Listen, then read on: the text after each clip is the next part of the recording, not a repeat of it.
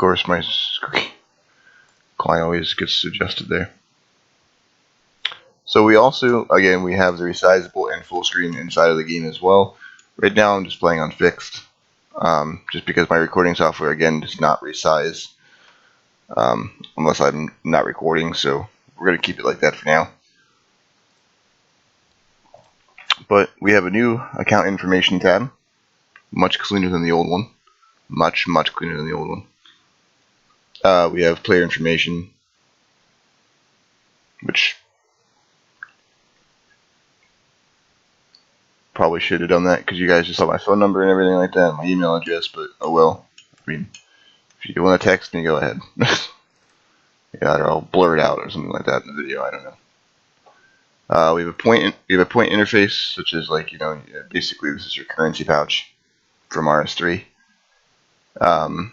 Tells you how much money you have, how many engineering points you have, basically all the points inside the game. Tells you how many you have. Makes it very nice. Loyalty, open up your loyalty shop. Tells you how many loyalty points you have up here, how much things cost, what they are. We have overrides.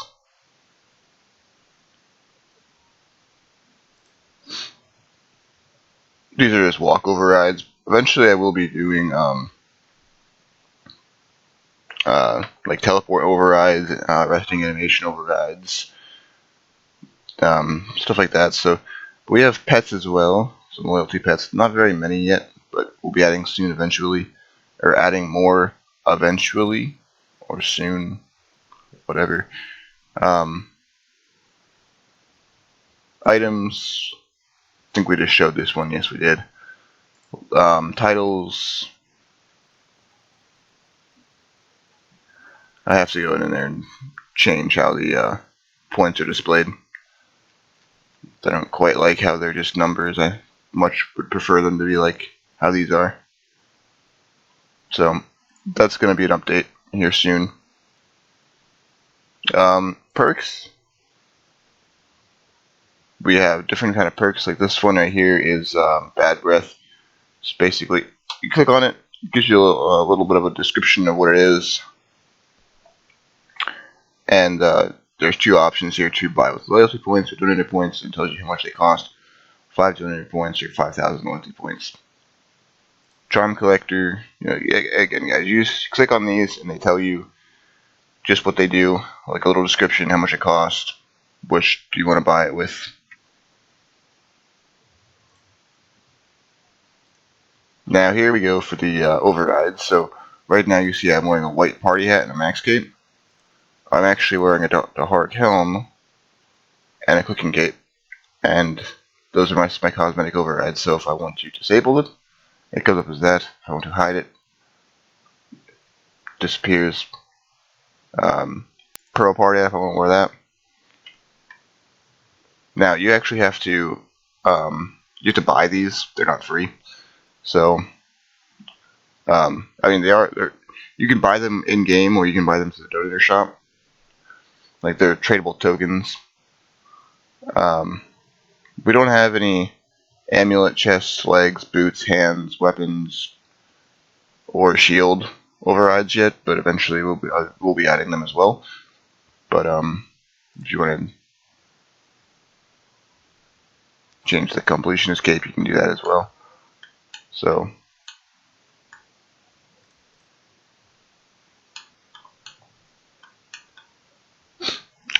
yeah, those are the overrides that we have, and this is our new player online interface. We have a party system, so if you want to create a party instead like a party, like doing like a drop party or whatever, you can create one here. So you just create event, type in what your party is. So we'll do release of DreamBound. And then it'll ask you where your party's at. You could just do home or whatever location you want. Is it a private event? True or false, yes or no. And then we'll just say no. And then basically we just start, you just go to wherever you wanted to start your party at. So in my case it was home. and we'll just go stand in the middle somewhere, make it make it easy, and then you just type in start party, and then it'll send a message to everyone online that you are hosting a party at home, and they could either just teleport to home, or they can go under your player information, and this instead of saying view your party, it'll say your current event, like whatever your character name is. It'll say your character name's event, so you can click on that, and it'll bring up the same interface.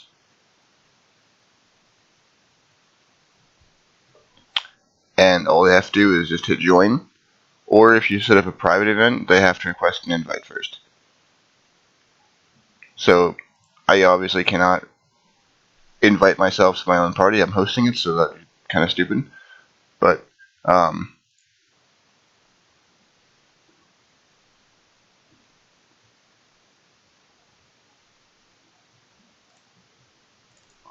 they can just click on the join party, and it'll teleport them to wherever your party is.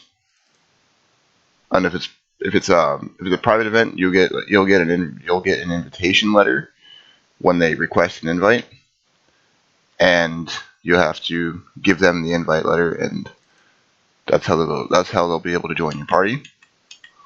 So that's pretty much that. Before we go any further, I want to apologize that this is not scripted. I didn't write like a dialogue for myself. I'm just going by whatever. So if it sounds choppy, that's why. I'm sorry for that. Sorry for the poor quality. But that's just how I make my videos.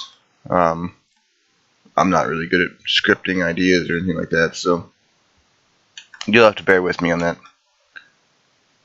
We have a music player that's going to be coming soon, so we have login music, but we're also going to have in-game music. And of course, this button, is self-explanatory. It just opens up the Discord, which I'm not going to do.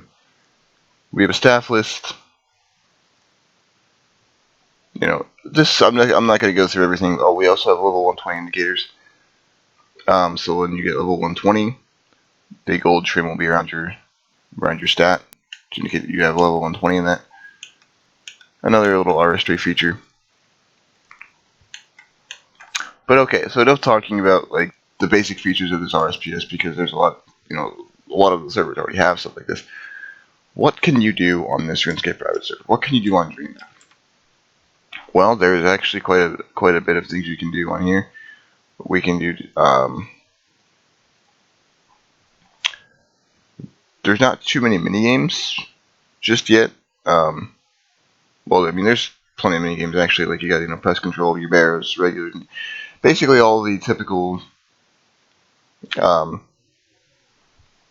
mini games you'd find on other servers. But dueling right now is disabled. You can teleport to it, but you can't duel anybody because I'm rewriting how it's done. Excuse me for 1 second.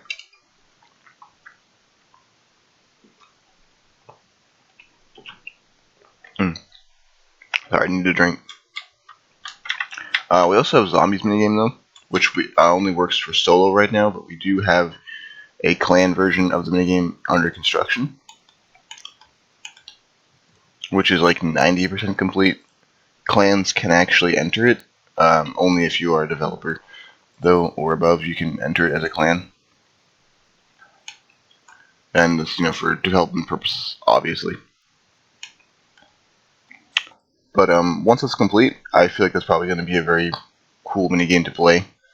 I haven't seen too many zombie minigames that are like clan based, so I feel like that's going to be something that's going to be quite fun to do.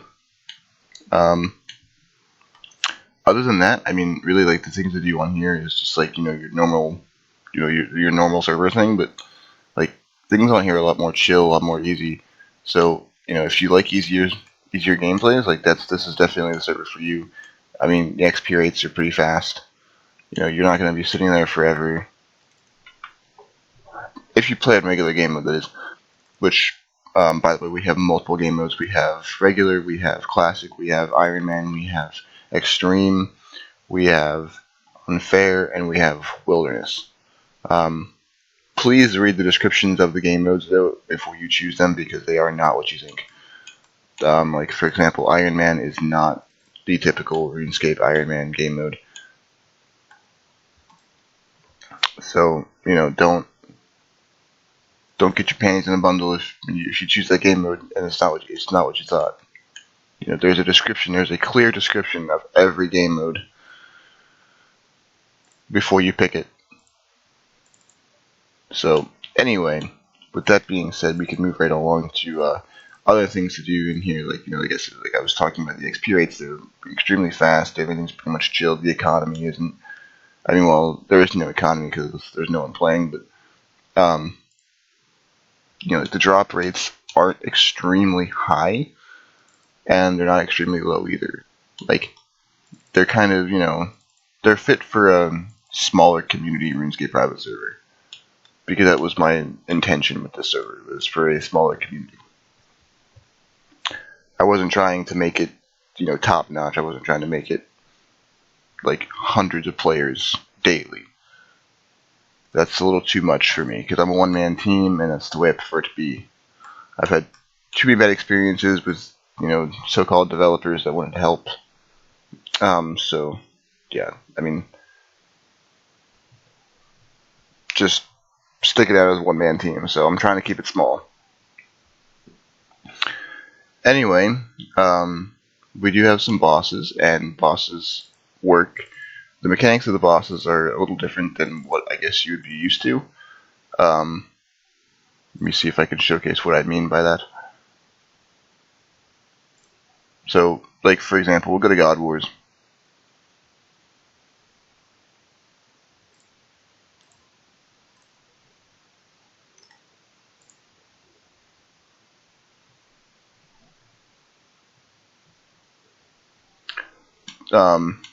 Like, he's not like doing like the, like what you would see on RuneScape, I guess. But he's just kind of punching. But he also does have some range attacks that he does every once in a while, and they poison you, and so that's just like a tip. Like, that's just like a basic boss mechanic. We do have some like other ones. Like Nomad, for example, he will take away your weapon.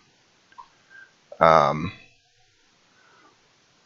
Kraken or the Sea Troll Queen, or whichever you want to call it, will take away. Well, he won't take away anything from you. He will just become immune to range, but you can't melee him. You have to range or mage him.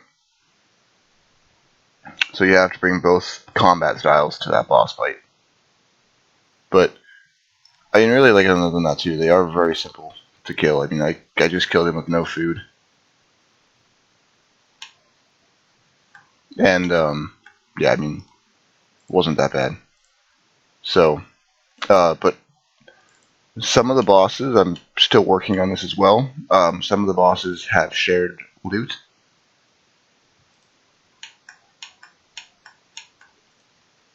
You also have to bear with me on that too. Sometimes the hits don't display like damage and stuff, that's a little something I've been working on too. I kind of messed up with the HP overlays when I was working on them, so client-sided combat is kind of a little buggy right now, but I mean, it still works. Like, you just have to. It's died, but it's okay. Because that brings me to my next point of this game. Death mechanics on Dreambound are safe everywhere except for the wilderness, no matter what. So it doesn't matter if you're an owner or just a regular player, you will not lose anything. So you don't have to worry about dying to a boss or to an NPC and losing stuff. It doesn't work that way. Unless, of course, you're out in the wilderness, then it does. But even then, like, that's not how that works either, because when you die, you don't drop your items. They go to death, which I'll take you to death right now. So to get to death, you have to first go to the wilderness hub, go over to the southwest corner where the yew tree is, or normally anyway. Go into Death's portal, and you'll be taken to Death's office. And right there is death. You talk to death. And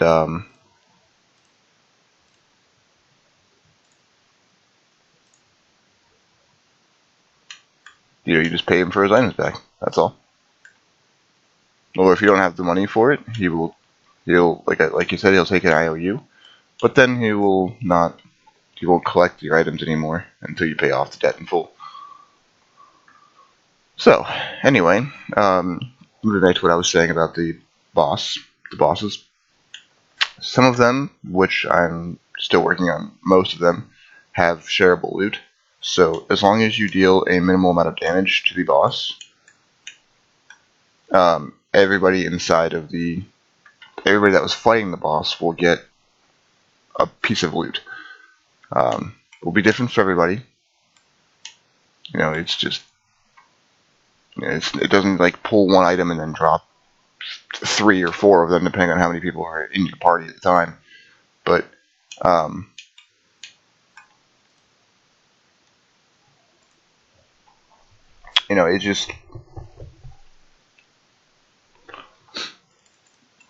it's just nice to have shareable loot, so that way if you go in with a team, like you don't have to split one profit. You each get something out of it.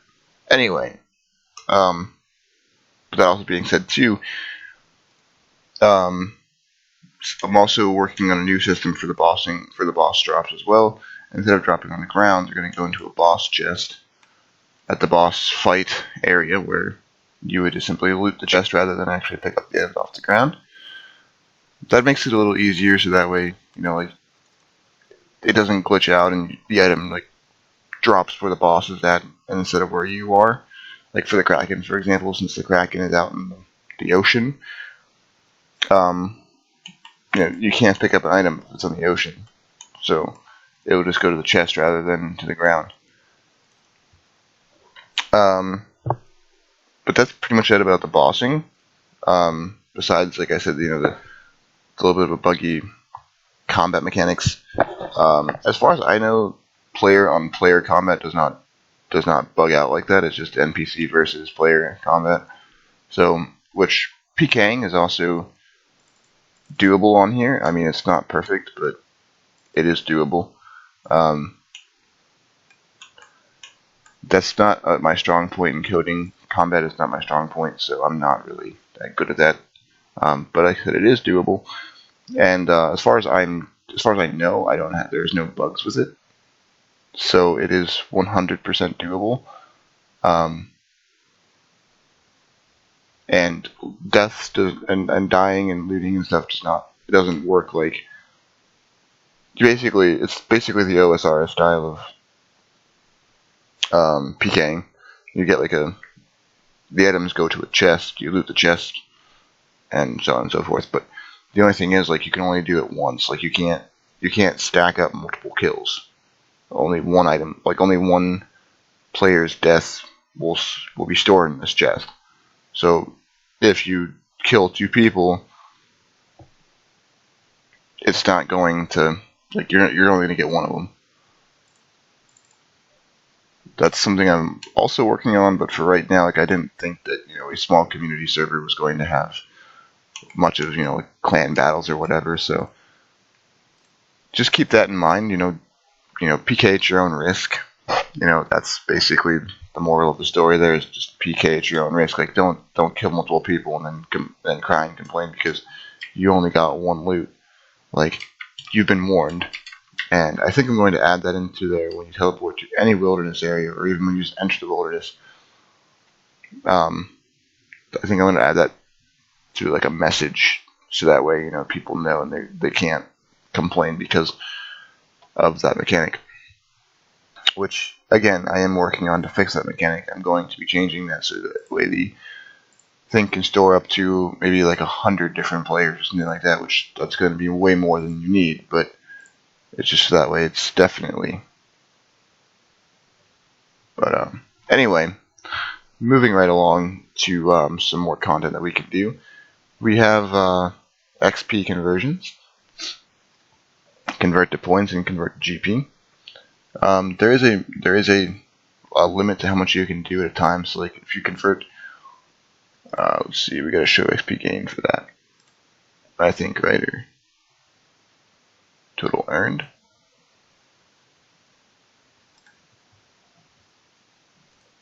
I think it was, yes, there. Okay, so yeah, the max is 10 mil. You can only get up to 10 mil, and I only had 1 million XP earned, so it just converted 1 million XP into coins. So it's like a quick cash out if you need some fast money. Very, very easy to do. So which brings me back to my next point: money making on the server is very, very easy. We have a supply and demand feature, so like that's going to kind of stimulate a grand exchange economy where prices can fluctuate depending on how many items are in the game. So like let's say like you open a mystery box. I'll load up 10 of them. I'll do 10 mystery boxes. Alright, that's not going to be affected by supply and demand. That's not going to be affected by supply and demand. No, no, yes. Okay, so Dragon Medhelm will be affected by supply and demand. Right now, I believe it is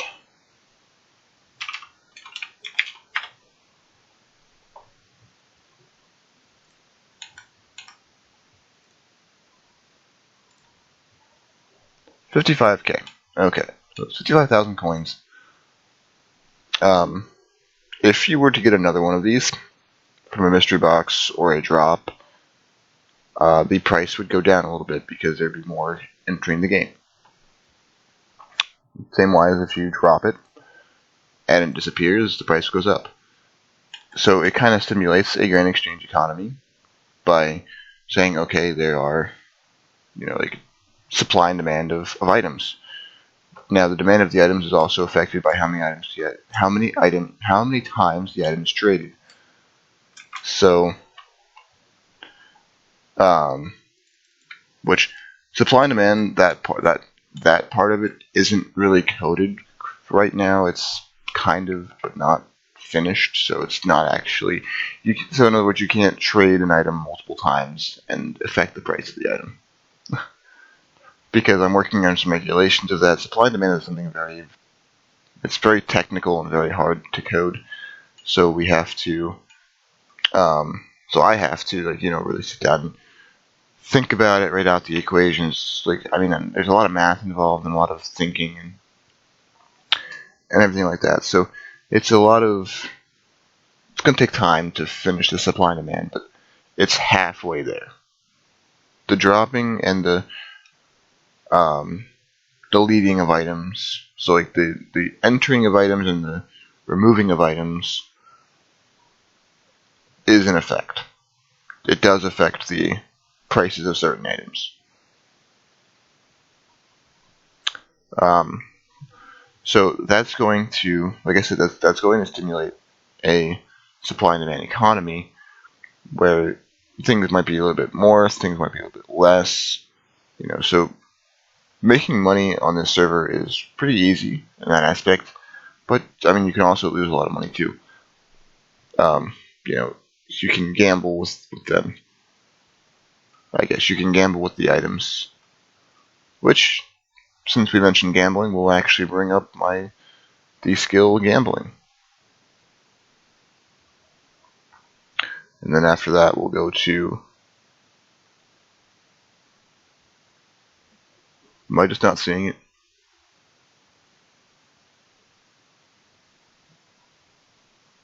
Oh wait, hang on.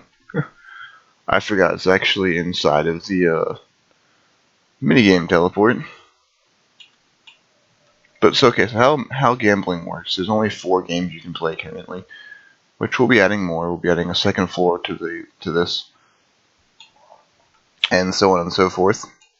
But there's memory. So basically this is just like, it's like Simon Says.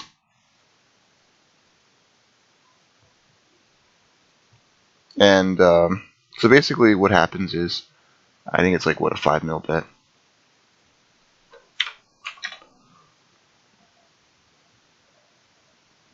Oh shit, what the hell happened?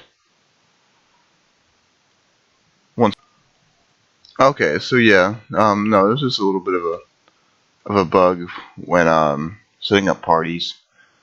That should be pretty easy to fix. I just looked at the air console, or the console for the air. So basically, when you withdraw money now, it also sends the command for the party policy.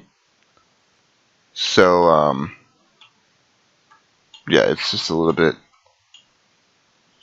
bugged, but it's okay. It'll be fixed. I promise. Anyway, so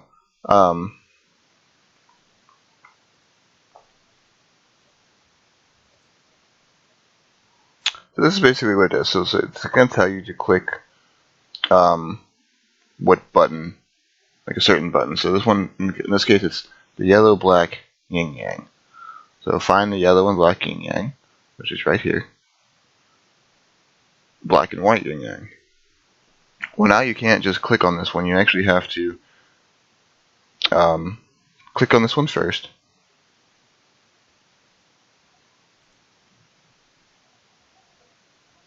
And basically you have to keep doing this. You have to get it going in order.